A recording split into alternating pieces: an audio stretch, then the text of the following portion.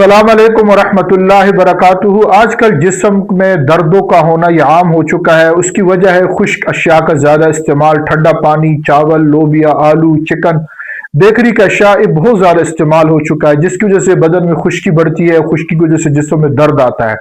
तो मैं आज आपको एक रूहानी तेल तैयार करने का तरीका बताता हूँ।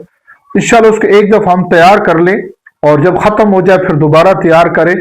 और जिस्म के तमाम दर्दों के लिए मुफीद है। पूरे जिस्म में दर्द होता हो तो वो तेल पूरे बदन पे लगाए, घुटनों में दर्द हो वहां लगाए, सर में दर्द हो वहां पे लगाए, कोई चोट लग गई हो तो वहां पे लगाए। इंशाल्लाह इंशाल्लाह पूरा फायदा देगा। आसान तरीका है, जुम्मे वाले दिन सिर्फ ये अमल करना होगा। 1 किलो तेल सरसों का लेकर उसको सामने रखें, जैतून का तेल भी रख सकते हैं। 1 किलो में आपने करना है एक दफा, जब 1 किलो खत्म हो जाए फिर दोबारा करना है।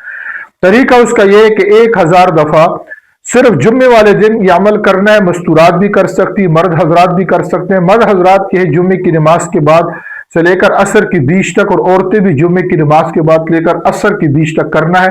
तरीका उसका यह कि 1000 दफा कुल या अय्युहल काफिरून, सूरतुल काफिरून को पढ़ना है 1000 दफा।